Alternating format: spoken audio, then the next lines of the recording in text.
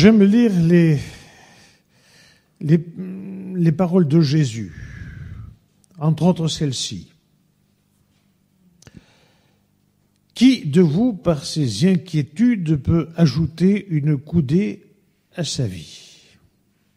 Et pourquoi vous inquiétez-vous?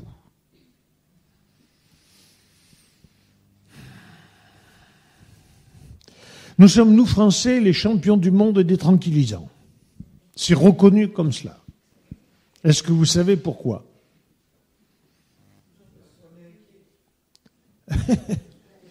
Parce qu'on n'est pas tranquille.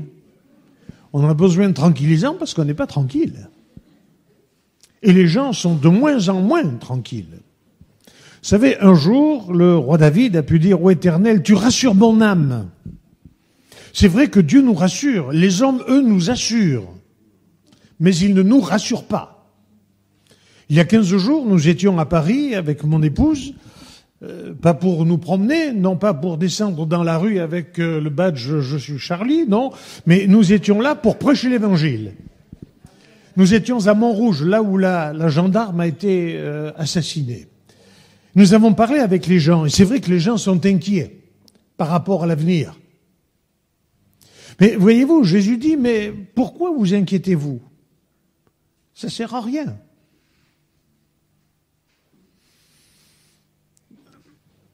Plus tard, l'apôtre Paul lui-même va dire, faites connaître vos besoins à Dieu, et mon Dieu pourvoira à tous vos besoins, avec richesse et gloire en Jésus-Christ. Ne vous inquiétez pas. C'est vrai que pour celui qui ne connaît pas Dieu, il est évident que l'inquiétude va se trouver dans sa tête, dans son esprit, dans son intellectuel, parce qu'il va vouloir gérer toutes les situations, et il va vouloir les gérer à sa façon à lui. Le chrétien, lui, non. Lui, quand il a une situation, il va en parler à Dieu. Faites connaître vos besoins à Dieu. Et mon Dieu pourvoira d'une manière ou d'une autre. Vous savez, lorsque nous avons répondu favorablement à l'appel de Dieu, moi j'étais contremaître d'imprimerie, ma femme travaillait avec moi, nous avions une bonne situation, une très bonne situation, nous avions tout ce qu'il fallait. C'est à ce moment-là que Dieu nous a demandé de choisir. C'est vrai que mon patron voulait prendre sa retraite et il m'a dit, écoutez Jean-Claude, ce serait bien que vous puissiez prendre ma succession. Oui, pourquoi pas.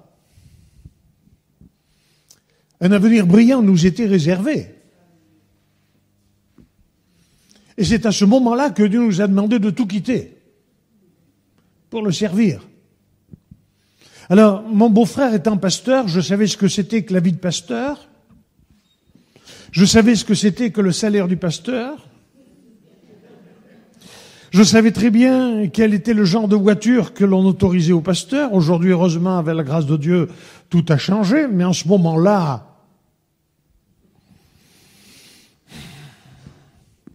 c'était vraiment compliqué. Mais nous n'avons pas cherché à comprendre. Parce que nous savions une chose, c'est que si Dieu nous appelait à le servir, il n'allait pas nous abandonner à notre triste sort. Vous savez que quand on a un salaire élevé et que c'est compliqué. Quand nous sommes rentrés dans le ministère, le premier salaire, ma femme a cru que c'était un acompte.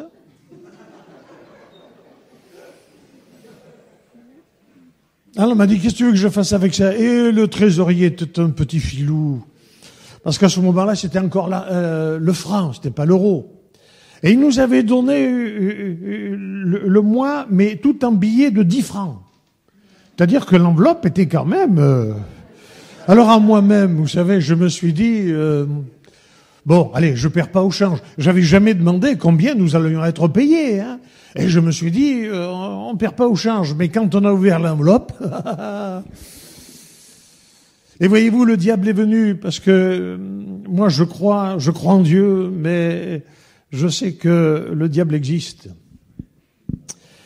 Et pendant 15 nuits, le diable m'a empêché de dormir. Comment tu vas t'en sortir? Tu te rends compte de la situation que tu viens de quitter? Tu te rends compte de ton salaire? Est-ce qu'on te donne là? Avant, tu pouvais payer tout ce que tu voulais à tes enfants. Maintenant, tu vas les habiller avec les vêtements de l'action missionnaire. J'y avais pas pensé, Edith. Et nos enfants allaient à l'école religieuse, oh non pas parce que c'était... non, parce que c'était pratique pour nous, c'était au bout de notre rue. Et là encore, tu te rends compte quand elles vont savoir, les religieuses, que leur père c'est un pasteur, tu vois, elles vont s'en prendre à tes enfants. Oh. Jusqu'une fois, j'ai dit, Seigneur, j'en ai assez, je veux dormir, nous ne changerons pas de vie. À partir de là, j'ai dormi. Mais c'est vrai que c'était pas évident. Et c'est vrai que les besoins venaient là sans cesse. Avant, j'avais une DS Citroën, et pas n'importe laquelle, j'avais le prototype. Pourquoi me payer la voiture de série alors que je pouvais payer le prototype? Et là, j'allais avoir une voiture. Je peux le dire, hein, c'est la dernière soirée, hein, c'est la dernière réunion. Voilà. J'avais une voiture diesel 203, break 403. Oui, enfin bref, c'était une Peugeot, hein. Bon. Diesel, qui n'en pouvait plus. Et tous les matins, pour aller au culte, elle démarrait pas, cette voiture. Et j'avais beau prier, Seigneur, impose-lui les mains, tout ça marchait pas. Alors, il fallait bien qu'elle démarre. Alors, je montais au volant, puisque ma femme n'avait pas le permis. Et elle poussait la voiture, la pauvre. Et quand la voiture démarrait, comme elle poussait de derrière, et pas de devant, ça coule de source, bon. Hein. Eh bien, quand la voiture démarrait, il y avait un nuage noir qui sortait. Et la pauvre, elle arrivait au culte, elle n'était pas fardée, elle était taguée, la pauvre, hein, voilà. Oui.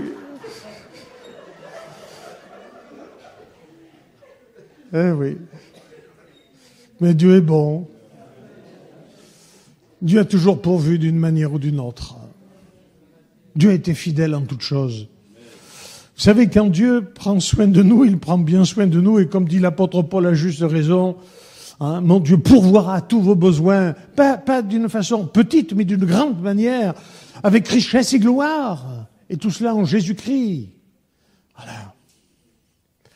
Depuis vendredi soir, nous voyons ensemble un thème là, on va vous le rappeler. Voilà, je pense que ça va venir. Voilà. Que d'efforts. Que d'efforts pour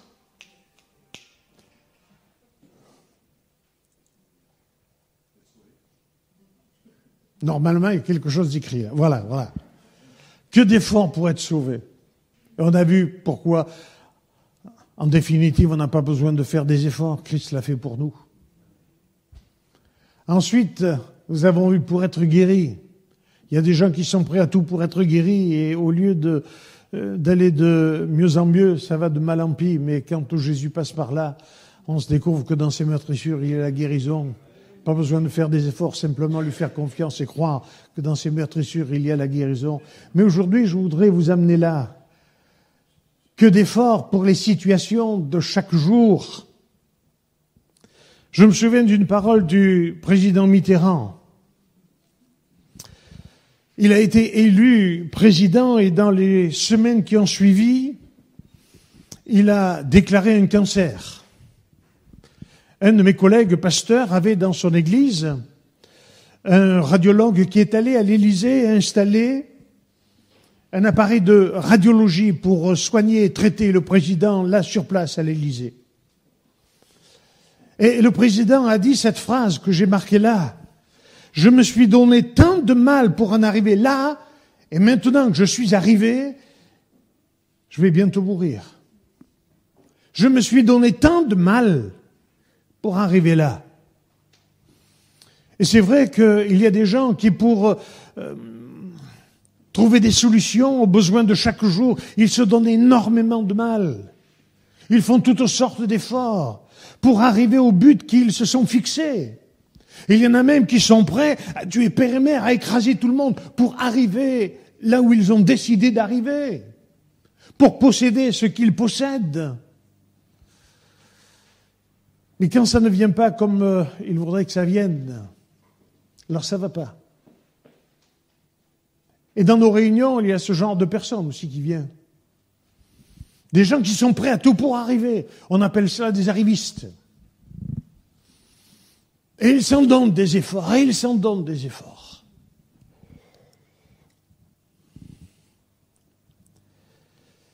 Ça sert à quoi?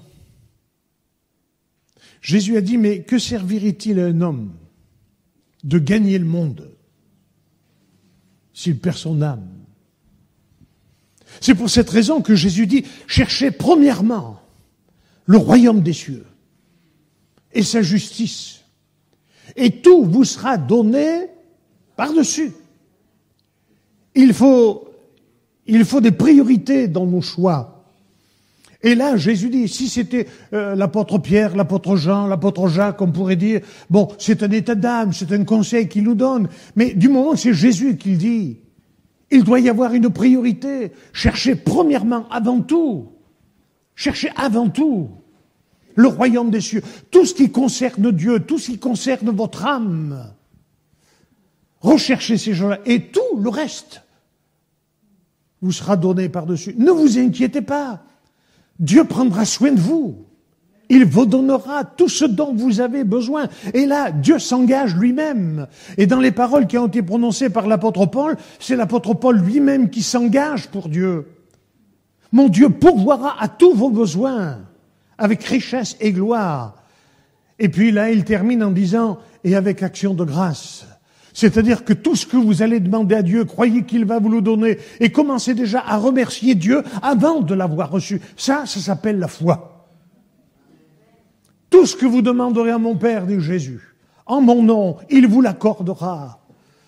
Et cet après-midi, je voudrais mettre en évidence l'importance de cette confiance à placer en Dieu, et dans toutes les situations, dans tous les problèmes, Dieu a son mot à dire. Mais il faut laisser Dieu agir et lui faire confiance. Et alors là, nous allons nous rendre compte que nous ne serons jamais déçus, car Dieu ne déçoit jamais celui qui lui fait confiance. Et pour confirmer ce que je vous dis là, eh bien, j'ai trouvé dans la Bible un texte. Je vous propose de le lire avec moi dans le premier livre des Rois. Premier livre des Rois, chapitre 17.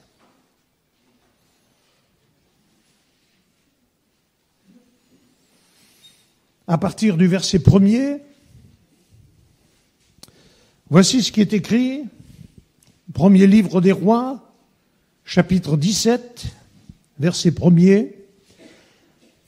Élie le Tishbite, l'un des habitants de Galaad, dit à Akab, « L'Éternel est vivant, le Dieu d'Israël dont je suis le serviteur, il n'y aura ces années-ci ni rosée ni pluie selon ma parole. » La parole de l'Éternel fut adressée à Élie en ces mots, « Pars d'ici, dirige-toi vers l'Orient, et cache-toi près du torrent de Kérit, qui est là en face du Jourdain. Tu boiras de l'eau du torrent, et j'ai ordonné à des corbeaux de te nourrir là. » Il est parti et fit selon la parole de l'Éternel, il alla s'établir près du torrent de Kérit, qui est en face du Jourdain. Les corbeaux lui apportaient du pain et de la viande le matin, et du pain et de la viande le soir, et il buvait de l'eau du torrent. Mais au bout d'un certain temps, le torrent fut à sec, car il n'était point tombé de pluie dans le pays. Alors la parole de l'Éternel lui fut adressée en ces mots, « Lève-toi, va à Sarepta qui appartient à Sidon, et demeure là. Voici, j'ai ordonné à une femme veuve de te nourrir. » Il se leva, et il alla à Sarepta. Comme il arrivait à l'entrée de la ville, voici, il y avait une femme veuve qui ramassait du bois. Il l'appela et dit, « Va me chercher, je te prie, un peu d'eau dans un vase, afin que je boive. » Elle alla en chercher. Il l'apporta, et il l'appela de nouveau et dit, « Apporte-moi, je te prie, un morceau de pain dans ta main. » Et elle répondit, « L'Éternel, ton Dieu est vivant, je n'ai rien de cuit, je n'ai qu'une poignée de farine dans un pot, un peu d'huile dans une cruche, et voici, Je ramasse 2 morceaux de bois, puis je rentrerai, je préparerai cela pour moi et pour mon fils. Nous mangerons, après quoi nous mourrons. Élie lui dit, ne crains point. Rentre, fais comme tu as dit, seulement prépare-moi d'abord avec cela un petit gâteau, et tu me l'apporteras. Tu en feras ensuite pour toi et pour ton fils, car ainsi parle l'Éternel, le Dieu d'Israël. La farine qui est dans le pot ne manquera point, et l'huile qui est dans la cruche ne diminuera point, jusqu'au jour où l'Éternel fera tomber de la pluie sur la surface du sol. Elle alla, et elle fit selon la parole d'Élie. Et pendant longtemps, elle eut de quoi manger, et elle et sa famille aussi bien qu'Élie. La farine qui était dans le pot ne manqua point, l'huile qui était dans la cruche ne diminua point, selon la parole que l'Éternel avait prononcée par Élie. Amen. Alors nous avons là 2 personnes, tout à fait différentes, qui se retrouvent exactement dans la même situation. Élie, l'homme de Dieu. De Élie, on ne sait pas grand-chose. Là, on découvre Élie. Il vient du pays de Galaad, c'est-à-dire du côté des Philistins. Dieu a préparé cet homme-là, et puis il l'a préparé pour un moment bien précis. Je disais tout à l'heure que Dieu n'est jamais en avance, il n'est jamais en retard. Il y avait là en Israël une situation très critique.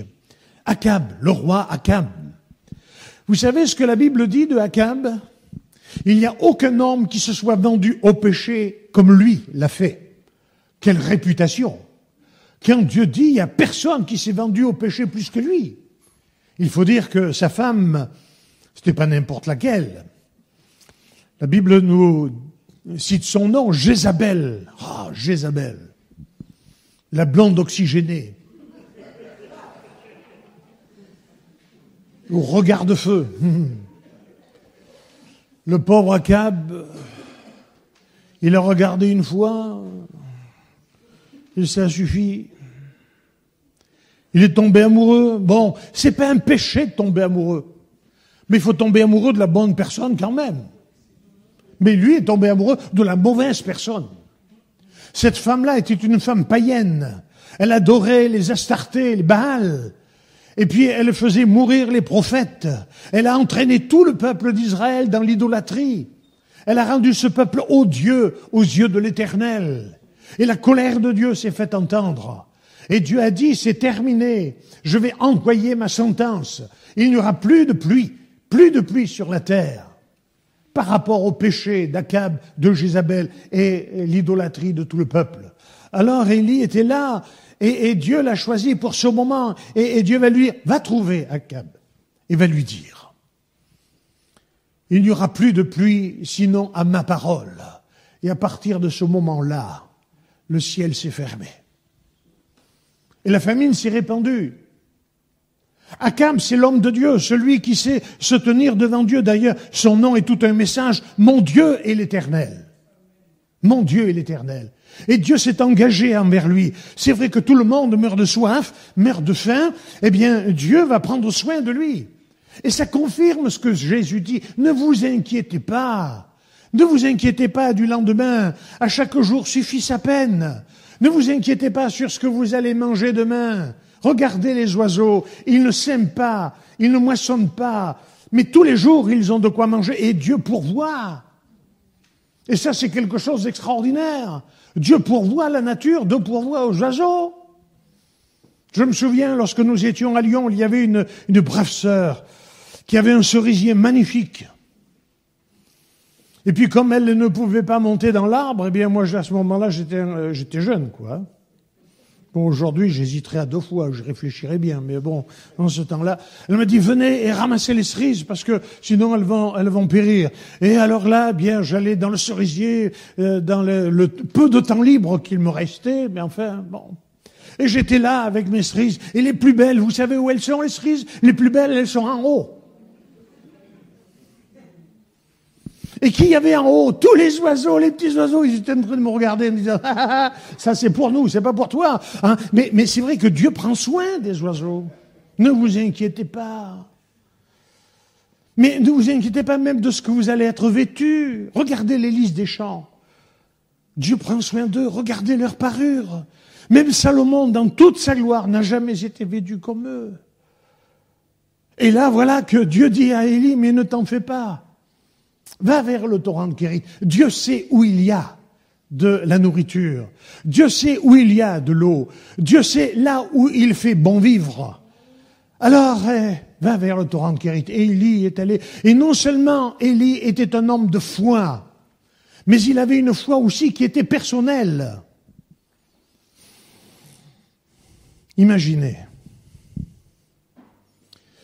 Imaginons que je sois à la place d'Élie. Je suis là, au bord du torrent. Dieu m'a dit, mais je vais envoyer des corbeaux qui vont t'amener à manger. Bon, déjà là. Et je vois les corbeaux tous les jours m'apporter du pain. Encore là, ça va. Mais ils m'amènent de la viande. Seigneur, où ils sont allés la chercher, cette viande?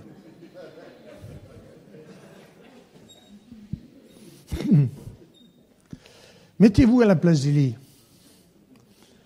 Qu'est-ce que vous auriez pensé, vous? Avec l'esprit tordu que nous avons, hein, les êtres humains, surtout aujourd'hui, ceux d'aujourd'hui. Bon, eh bien non, lui non. Il fait confiance. Il sait que Dieu en réserve pour lui les choses les meilleures. Les autres sont en train de mourir, mais lui, il vit. Pourquoi? Parce qu'il sait que Dieu prend soin de lui. Il n'a pas besoin de s'inquiéter. Et c'est vrai qu'il voit de temps en temps quand même le torrent qui s'amenuise de plus en plus. Avant, c'était un torrent. Après, ça a été un ruisseau. Maintenant, c'est un filet d'eau. Mais il ne s'inquiète pas. Parce que si Dieu a pris soin de lui jusque-là, il prendra soin encore de lui après. Il se rend compte qu'il va plus y avoir d'eau. Mais c'est pas son problème. C'est le problème de Dieu. Et voyez-vous, le chrétien, celui qui a fait une expérience personnelle avec le Seigneur, il ne va pas s'inquiéter dans les situations même les plus critiques. Il sait qu'il est dans la main de Dieu. Vous savez ce que Jésus a dit? Jésus a dit, vous êtes dans la main de mon Père, et nul ne vous ravira de ma main. Et plus tard encore, l'apôtre Paul, écrivant aux Romains, va dire, mais absolument rien ne pourra nous séparer de l'amour de Dieu manifesté en Jésus-Christ. C'est même pas la mort, c'est pas la maladie, c'est pas la persécution, c'est rien du tout qui pourra nous séparer de Dieu. Quand Dieu s'engage avec nous, il s'engage comme il faut qu'il le fasse. Il s'engage, et ce que sa parole dit, sa main l'accomplit. Alors je dis heureusement que Élie est un homme qui fait confiance à Dieu. Il a une grande foi, mais en plus de cela, il a une foi qui lui est personnelle. Et oui, je dis cela parce que l'apôtre Paul, écrivant aux Romains, va dire, la foi que tu as, garde-la pour toi. Ah, moi j'ai toujours cru qu'il fallait tout partager. Mais l'apôtre Paul va dire, écoute, c'est pas parce que suite à toutes sortes d'expériences, tu es arrivé à un niveau de foi que tu dois imposer à celui qui est plus petit que toi, qui est plus jeune dans la foi que toi. N'oblige pas les autres à vivre ce que toi tu vis. Parce que ce que tu vis, toi, Dieu a permis que tu le vives suite à plusieurs expériences personnelles. Alors glorifie Dieu pour cela et n'oblige pas les autres, les plus faibles que toi, à vivre ce que toi tu vis. Ils ne le supporteraient pas. La foi que tu as, garde-la pour toi. Et c'est important d'avoir une foi comme cela. Je me souviens quand j'étais enfant à ce moment-là, dans la ville d'Aix-en-Provence, nous avions une grand-mère, une femme de Dieu extraordinaire. Elle avait perdu son mari à la guerre. Il lui restait une fille qui était infirmière. Elle a été frappée d'un cancer. Elle est morte subitement. Et mes parents ont éprouvé le besoin d'aller la réconforter, l'aider, passer un moment avec elle.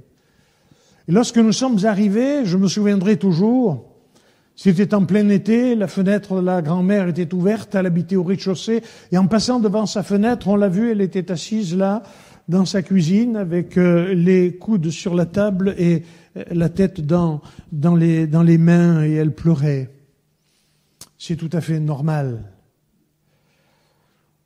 Alors mon père et ma mère sont venus, ils l'ont embrassée, et puis ils ont voulu apporter quelques paroles de réconfort, mais c'est elle qui a pris la parole. Et elle a commencé à parler de son expérience personnelle, de sa rencontre avec Jésus. Parce qu'une rencontre avec Jésus, ça ne s'oublie jamais. Ça fait 53 ans, je peux vous en parler comme si c'était hier. On ne peut pas oublier une rencontre personnelle avec le Christ. Et quelque chose qui m'a bouleversé, c'est que quand elle a commencé à parler de son expérience, de sa rencontre avec le Christ, elle avait les yeux remplis de larmes. Elle avait les yeux rouges. Et au fur et à mesure qu'elle parlait de Jésus, de sa rencontre avec le Seigneur, ses larmes se séchaient. Et elle a terminé avec un radieux sourire. Sa peine était de côté. Pour elle, Jésus était sa joie. Sa peine, sa douleur, elle le remettait entre les mains du Seigneur et puis elle le laissait agir dans sa vie. Je comprends quand l'apôtre Paul a dit « Réjouissez-vous toujours dans le Seigneur », je le répète, réjouissez-vous. Il est lui le sujet de notre joie et même dans les difficultés et les situations les plus critiques, il est et il restera toujours le sujet de notre joie dans la manière où nous lui faisons confiance. Il va prendre soin de nous, même dans les moments les plus critiques de notre vie. Il ne va pas nous abandonner. D'un côté, le diable va nous dire « Tu ne t'en sortiras pas », mais le Seigneur, lui, va nous dire « Mais n'aie pas peur, je suis là ». Vous savez, ce que les chrétiens oublient parfois, ce que les hommes oublient aussi, c'est que quand Jésus est là, rien ne peut nous arriver. Un jour, Jésus, après avoir prêché, dit aux disciples, allez monter dans la barque et passons de l'autre côté. Et alors qu'ils sont là dans la barque, il y a un vent violent qui se déclenche. Et puis la mer commence à s'agiter. La barque est ballottée de tous côtés. Il y a de l'eau qui rentre. Alors les disciples écopent au maximum. Mais au plus ils en enlèvent de l'eau, plus il en rentre. Lui, Jésus, il est à la poupe de la barque et il dort. Certainement, l'apôtre Jean lui a donné un coussin pour reposer sa tête, mais lui, il dort. Les autres sont dans l'inquiétude. Mais comment ça se fait? Et lui, il dort, il s'inquiète pas. Alors, à un moment donné, ils vont le réveiller. Et Seigneur, secours-nous, nous périssons. Ils ont oublié une chose, c'est que tant que le Seigneur était dans la barque, il ne risquait pas de couler. Mon frère, ma sœur, toi qui as accepté Jésus-Christ dans ta vie, n'oublie jamais cette chose-là. Dieu s'engage à prendre soin de toi dans n'importe quelle situation, dans n'importe quel moment. Et si Jésus est là dans ta barque, rien ne peut t'arriver. Et même si le diable vient te convaincre, tu vas mourir, eh bien lui, le Seigneur te dira, mais n'aie aucune crainte, je suis là et rien ne te séparera de moi. Je dis qu'Élie a raison de mettre une foi entière en Dieu. Et puis bon, on l'a lu, il est arrivé un moment où il n'y a plus rien à manger. Les corbeaux sont venus jusque-là. Mais vous savez, vous avez réalisé cela? Un jour, quelqu'un a dit, il est plus facile à Dieu de faire un miracle qu'à nous de respirer. Mais ce qu'a vécu Élie, c'est un véritable miracle. 2 fois, il vit un miracle par jour. Dieu, pour lui, a mobilisé une compagnie d'aviation Air Corbeau. Non mais, rien que quand je pense à ça, mais j'ai un Dieu extraordinaire. Qui est capable de faire ça? Et qui est capable de prendre soin de ta vie, mon frère, ma sœur? Et toi qui viens pour là ou les premières fois, qui pour la première fois entend une chose pareille, mais fais-lui confiance. Nous l'avons expérimenté. Ce que je vous dis là, je ne l'ai pas appris sur les bancs de l'école de théologie. J'en ai jamais fait d'école de théologie. Mais je l'ai appris par l'expérience, jour après jour. Dieu a manifesté sa grâce. Dieu a pourvu à chacun de nos besoins. Et si ma femme pouvait rendre témoignage, elle vous dirait en grande partie, je dis bien en grande partie, ce que Dieu a fait pour notre famille, pour elle, pour moi, pour nos enfants et pour nos petits-enfants. Dieu, lui, ne change pas. Ce que sa bouche dit, sa main l'accomplit. Et quand il s'engage, il s'engage. Amen. Il y a eu 3 amens. C'est intéressant ce que je vous dis là. Hein. La deuxième personne, c'est cette femme qui habite la ville de Sarepta. Elle est à 100 lieues de se douter de ce qui va arriver. Le matin, quand elle s'est levée, elle ne savait pas que sa vie allait changer. Il y a une chose surtout qu'elle ne savait pas, c'est qu'on avait parlé d'elle dans le ciel. Dieu a dit à Élie, j'ai ordonné à une femme de te nourrir. alors qu'elle était au courant de rien. On a parlé d'elle dans le ciel. Et je voudrais vous dire, mes amis, mais on a parlé de vous dans le ciel. Ce matin, on a parlé de vous. Vous ne le saviez pas, mais on a parlé de vous dans le ciel. Parce que si vous êtes là, ce n'est pas le fait du hasard. Ce n'est pas une coïncidence. C'est que Dieu a créé des circonstances pour que vous soyez là, parce qu'il a quelque chose à vous dire. Je me souviens un jour, une femme qui est venue. On lui avait rendu témoignage il y a 10 ans de cela à Bordeaux. Lors d'une grande exposition Bible, on lui avait donné la Bible. Elle est partie vivre à Arcachon. On lui avait rendu témoignage. Et puis, dans une situation très difficile qu'elle a connue personnellement, elle s'est souvenue de ce qu'elle avait entendu il y a 10 ans auparavant. Elle est revenue dans l'église 10 ans après. Et ce n'était pas le fait du hasard. C'est Dieu qui avait créé une circonstance pour qu'elle soit là. Ce jour-là, on avait parlé d'elle dans le ciel. Et ce jour-là, elle a fait une expérience personnelle avec Dieu. C'était son occasion. Cette femme-là, elle vit la même situation qu'Élie. Mais la position n'est pas du tout la même. Elle est obligée d'en arriver à un constat d'échec.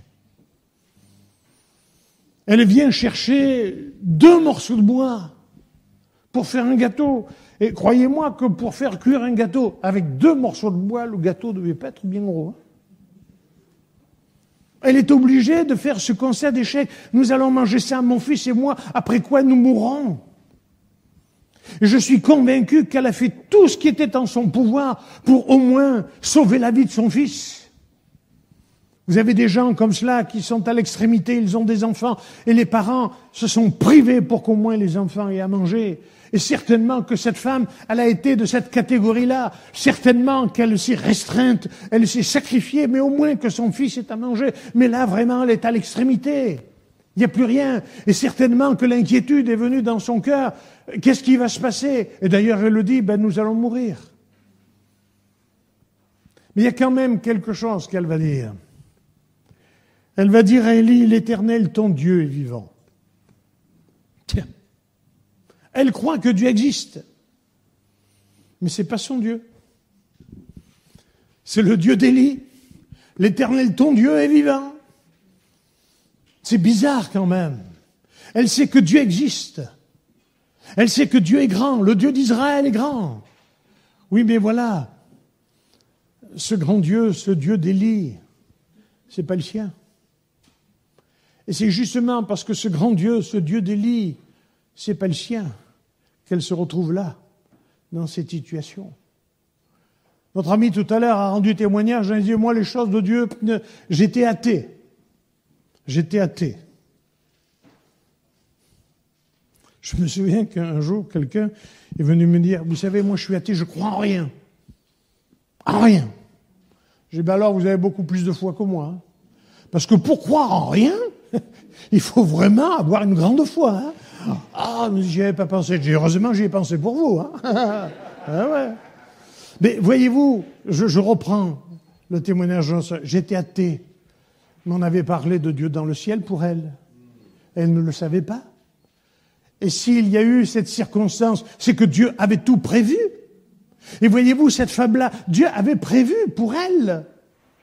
Il avait prévu pour son serviteur, mais aussi il avait prévu pour elle. On a parlé d'elle dans le ciel, et Dieu a dit, mais j'ai ordonné à cette femme, elle va te nourrir. Et là, c'est le grand paradoxe. Parce que Dieu dit à Élie, va, j'ai ordonné à une femme de te nourrir. Il rencontre une femme qui dit, je vais faire se cuire, après on mourra, parce que j'ai rien du tout.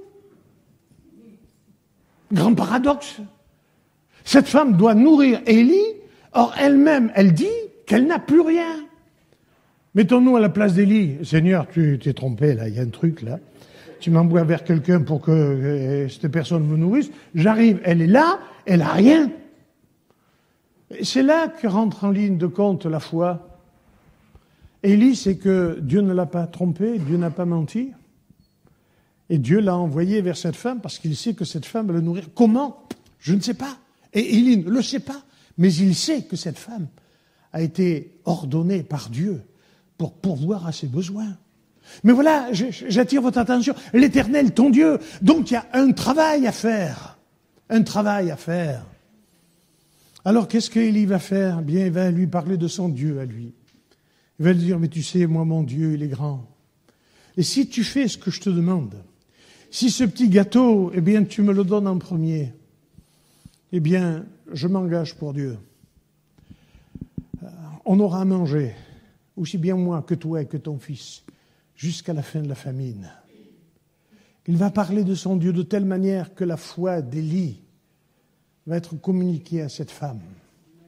Et voyez-vous, cet après-midi, mon désir, c'est d'être comme Élie, vous parler de mon Dieu, de ce Dieu qui est grand, de ce Dieu qui est puissant, de ce Dieu à qui tout est possible, de ce qui nous aime, de ce Dieu qui nous aime d'un amour incommensurable, de ce Dieu qui est bon, qui est miséricordieux, qui est riche en bonté, ce Dieu qui est glorieux, ce Dieu qui est capable de créer la vie, ce Dieu qui est capable de redonner vie à ce qui est mort. Mon désir, c'est de vous parler de celui qui vous aime tellement, qui nous aime tellement, qu'il a accepté de donner son Fils, afin qu'il meure sur la croix, pour que par lui nous soyons sauvés, afin que par lui nous recevions tout ce qui correspond à la piété, comme dira l'apôtre Paul. En Jésus, nous avons tout ce qui correspond à la piété. En Jésus-Christ, nous avons la possibilité de trouver la solution à nos problèmes. Jésus a dit, tout ce que vous demanderez à mon Père, en priant, en mon nom, il vous l'accordera. Et c'est ce que Élie est en train de dire à cette femme. Elle sait que Dieu existe, mais ce n'est pas son Dieu. Et pourtant, il faut que quelque chose se passe dans son cœur. Alors il va lui parler de Dieu. Et là, cette femme va recevoir cette foi. Elle va placer cette confiance dans la parole de l'homme de Dieu. Elle dit, mais ce que tu me dis là, oui, je veux le faire. Et c'est dans la mesure où elle a mis Dieu dans la première place dans sa vie, l'obéissance à la parole de Dieu, que Dieu va faire un miracle pour elle. Elle va rentrer, elle va faire ce petit gâteau, et le gamin, lui, il croit que c'est pour lui. Non, attends, plus tard, plus tard. Fais le petit gâteau, les 2 morceaux de bois, hein. Retenez bien, 2 petits bouts de bois. C'est pas bien gros, hein. Mais c'est pour l'homme de Dieu. Elle va le lui porter. Et il va se nourrir. Pour se nourrir, quand on a faim avec un petit gâteau, là aussi, il faut beaucoup de foi. Mais ça suffit. C'était le premier pas de la foi. Mais quand on fait le premier pas avec Dieu, lui, il en fait 50 000 pour nous après. La preuve. Elle est rentrée chez elle. Vous savez la première des choses qu'elle a faites? Elle a regardé sur l'étagère. Elle n'avait qu'un peu d'huile, de la farine et de l'eau. Et quand elle revient, elle s'en était servie pour faire le gâteau. Et quand elle revient, il reste de la farine, de l'huile. Comment ça se fait?